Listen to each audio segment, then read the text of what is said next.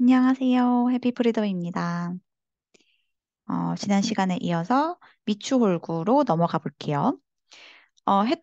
지난 시간에 했던 게 처음에 신도시가 4개 있었죠. 송도, 청라, 검단, 영종. 이렇게 4개가 있었고, 그리고 구도심. 구도심은 총 5개가 있었어요. 그래서 첫 번째로 했던 게 부평구, 그 밑에 있는 남동구, 그다음에 부평구 위에 있는 계양구. 이렇게 3개를 했고요.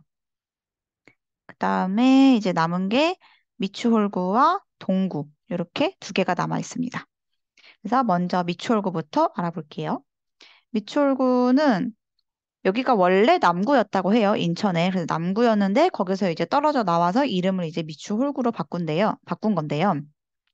입지가 나중에 지도에서 보면은 아시겠지만 서울과 가까운 건 아니에요. 아까 그 계양구는 확실히 서울하고 좀 서울 쪽에 붙어 있어서 서울의 수요를 받을 수 있는데 미추홀구는 사실 뭔가 중간에 좀 끼인 듯한 느낌이라서 그래서 서울의 수요를 받기에는 입지가 조금 떨어져 있고 물론 1호선이 있기는 하지만 네. 아까 그 부평구 7호선보다는 그런 호선은 없어요. 그래서 여기 수인분당선이 있기는 한데 수인분당선으로 사실 서울을 가기에는 좀 너무 멀죠.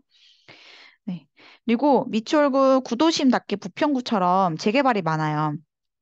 재개발이 많은데 조금 물론 대규모 대단지의 대규모 재개발이 많은데 좀 군데군데 퍼져 있어요.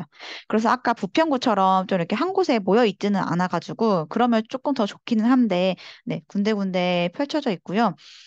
그리고 좀 눈여겨볼 만한 곳이 용현하객 택지 개발이라고 해서 이쪽에 있어요. 여기가 이제 여기 미추홀구의 대장이 인천 SK 스카이뷰가 여기 있고 그다음에 뭐 CTOCL 1단지부터 해가지고 6, 7단지까지 이제 쭉 들어설 예정이거든요. 여기가 원래는 공업 지역, 그러니까 공장 지역이었어요. 공장이었는데 공장을 이제 없애고 이제 택지 개발 주거 지역으로 만들 예정입니다. 그리고 계양구와 비슷하게 미추홀구에도 100세대 미만의 뭔가 빌라 같은 아파트들이 되게 많더라고요. 음. 그리고 가격은 매매가 4억 5천에서 5억 정도, 전세가 2억 5천에서 3억. 그래서 갭이 2억 이상 든다. 정고점은 한 7억 5천까지 최대 갔었습니다. 그리고 다음은 동구인데요. 동구는 사실 좀 작아요. 크기가 여기가 다 다거든요. 네. 다른 구에 비해서 확실히 좀 작고, 근데 여기가 단데 그에 비해서도 반 이상의 공업 지역이에요. 공업 단지이고, 그리고 주거 지역 내에서도 아파트가 사실 그렇게 많지는 않아요. 주로 이제 빌라, 뭐 주택 이런 것들이 많긴 하고요. 다른 광역시나 이런 데도 보면은 대부분 동구가 사실 좀 입지가 되게 낙후되어 있어요. 낙후되어 있고, 그리고 그다음에 여기 동구 밑에 아래쪽에 중구가 있거든요. 사실 그 신도시 할 때 영종 하늘도시도 그 영종도가 중구에 포함되는데요. 여기 일부도 중구에 포함이 돼요. 그래서 중구 내륙 지역에 해당하는 곳인데 여기에 그 유명한 월미도랑 뭐 차이나타운 이런 게 있습니다. 그래서 중구와 동구 그 사이에 이제 1호선이 지나가요. 서울 지하철 1호선이 지나가는데 그중에서 동인천역이 있는데요. 동인천역은 특급행이 지나가요. 그래서 1호선에 그냥 일반행이 있고요. 급행이 있고 특급행이 있대요. 저도 특급행을 처음 알았는데 일반은 이제 이게 1호선이 용산까지 가는데 용산까지 1시간 가고 급행은 50분 걸리고요. 특급행은 40분 걸린다고 합니다. 네, 사실 동구가 인천 중에서도 가장 서쪽에 좀 치우쳐져 있어서 서울의 접근성은 좀 멀긴 하지만 그래도 지하철이 특급행이 있기 때문에 용산까지 한 40분 정도 걸린다. 네, 라는 큰 메리트가 있습니다. 그리고 이렇게 낙후된 만큼 구도심에는 이제 뭐 동구뿐만이 아니라 아까 미추홀구, 남동구, 부평구 다 재개발, 재건축이 있는데요. 정비 사업이. 여기에도 물론 있는데 그 1000세대에서 4000세대의 대단지 재개발이 있어요. 일부 몇 개.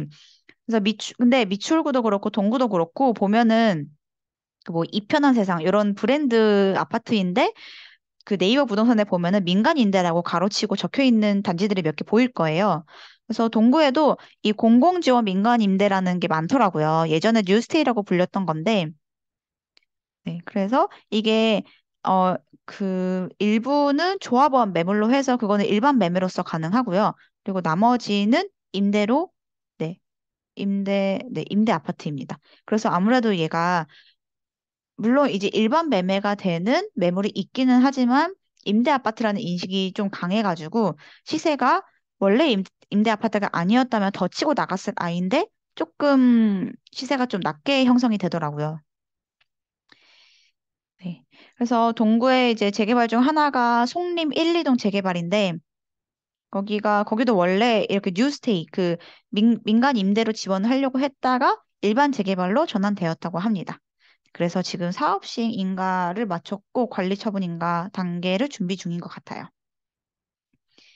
네. 그래서 동구가 사실 가격을 보면은 매매 3, 4억대로 가장 낮거든요. 시세 형성이. 전고점도 4억대로 낮아서 사실 가격적인 면에서 좀 밀리기는 해요. 그래서 보통 이제 입지가 좋은 수은부터 안 좋은 수은까지 이제 상승 흐름이 오잖아요.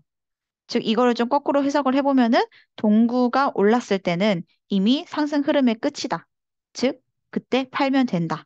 라고도 네, 거꾸로 생각을 해볼 수도 있을 것 같습니다. 그래서 여기는 전세가 비슷해요, 사실은. 인천 전반적으로 전세가, 그러니까 송도랑 계양구가 3, 4억대였고, 나머지는 2억 5천? 그러니까 입주장인 곳은 2억 정도. 거의 2억대가 많은 것 같아요. 그래서 동구도 마찬가지인데 매매가가 아무래도 작다 보니까 갭이 적죠. 1억에서 1억 5천 정도. 아까 중구 영종도, 영종 신도시도 갭이 좀 작은 편이었어요. 그렇지만 중구 영종 신도시와 마찬가지로 갭이 작다고 해서 지금 투자할 생각은 없습니다. 투자하기에는 너무 아까운 것 같아요. 흐름이 좀 늦게 오기도 하고요. 이렇게 해서 총 8개의 구를 알아봤고요. 그래서 연수구부터 해서 서구, 부평구, 남동구, 계양구, 미추홀구, 중구, 동구 이렇게 이거는 이제 알리알리라는 사이트에서 최고 평단가. 그러니까 최고 평단가란 뜻은 그 한 해에 만약에 연수구다라고 하면은 연수구 내에서 제가 33평형을 고정시켜 놨거든요. 그래서 연수구 내에서 모든 33평형의 아파트 중에서 다 평단가를 냈을 때 그중에서 최고 평단가가 얼마냐.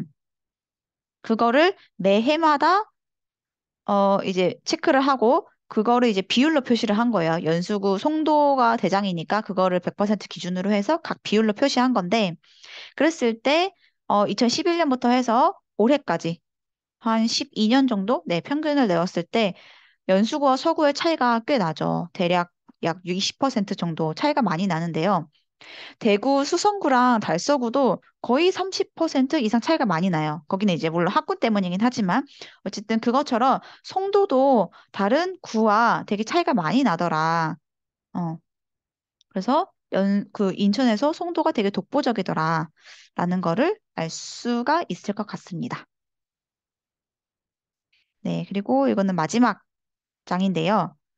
앞에서 이제 각 구별로 제가 가격을 적어놨잖아요. 매매가랑 전세가, 갭 얼마, 뭐 정거점 얼마 이렇게 이거를 그냥 한 대 가져온 거예요. 그래서 저는 이렇게 지도에 한 군데 봐야 좀 눈에 더 잘 들어오더라고요. 그게 또 머리에 잘 남기도 하고. 그래서 다시 한번 살펴보면은 전세가 그나마 3억 이상인 곳은 송도, 그다음에 부평구, 계양구이고요. 그렇지만 매매가가 워낙에 높기 때문에 전세가율이 너무 낮다라는 거고. 갭 자체로 보면은 갭이 이제 저희가 실질적으로 투자할 때 들어가는 실투자금이니까 뭐 안전마진 이런 것도 중요하지만 실투자금도 중요하잖아요. 수익률도 중요하기 때문에 그래서 갭을 3, 4억으로 본다라고 하면은 이제 선택을 해볼 만한 게 송도, 그다음에 청라, 뭐 부평구. 근데 인천 내에서 보면 이렇고요. 다른 지역으로 눈을 돌려보면은 광역시에 있는 재개발이라든지 아니면은 서울이나 경기도의 입주장 혹은 뭐 재개발 25평 정도? 네. 그런 것도 같이 고려해 볼 수 있을 것 같아요. 갭이 3억에서 4억 정도라면. 그런 곳을 제외하면 대부분은 갭이 2억대예요. 그런데 그냥 제 개인적인 생각은 갭 2억으로 뭔가 애매한 곳을 하느니 차라리 왜냐면 인천이 입주 물량이 많기 때문에 시간이 좀 걸릴 것 같아서 차라리 지방으로 눈을 돌려서 전세가가 좀 받쳐주는 그래서 갭이 좀 줄어드는 그런 조금 상위 30%의 좋은 입지 단지를 선택하는 게 나을 수도 있겠다. 네, 라는 생각을 했습니다. 그리고 앞에서도 말했지만 동구나 영종 신도시, 중구죠 여기가 영종 신도시처럼 갭이 1억대로 작다고 들어가기에는 여기 흐름이 좀 늦게 오기 때문에 좀 많이 기다려야 돼서 차라리 1억 이상, 2억 미만이라면은 지방의 대장, 뭐 상위 30% 안쪽에 있는 좋은 물건을 하는 게 낫지 않을까라고 생각을 해봤습니다. 네, 이렇게 해서 인천 총 8개 구를 그냥 간략하게 정리를 해봤어요. 그래서 신도시는 확실히 좀 파악하기가 좀 쉬운 것 같아요. 워낙에 계획대로 만든 거기 때문에 그 계획에 따라서, 어, 이제 그냥 분석을 하면 돼서 좀 쉬운데 구도심은 조금 어렵긴 하죠. 다 삐뚤삐뚤 되어 있고 계획을 한 게 아니어가지고 그냥 살아가는 대로 그게 지어진 거라서 지역 분석하기가 조금 어렵긴 하지만 어쨌든 인천의 구도심은 재개발, 재건축 위주로 보면 된다. 라는 거를 제가 그 빠숑님이 이번에 인천 부동산의 미래라는 책이 나왔는데요. 그거를 보고서도 이제 참고한 내용도 아마 같이 넣었을 거예요. 그러니까 제가 얘기한 거에서 그 책에서 본 것도 이제 같이 얘기한 거기 때문에 네, 그것도 네, 그렇게 알아두시면 좋을 것 같고요. 이렇게 해서 인천을 총 정리를 한번 해봤습니다.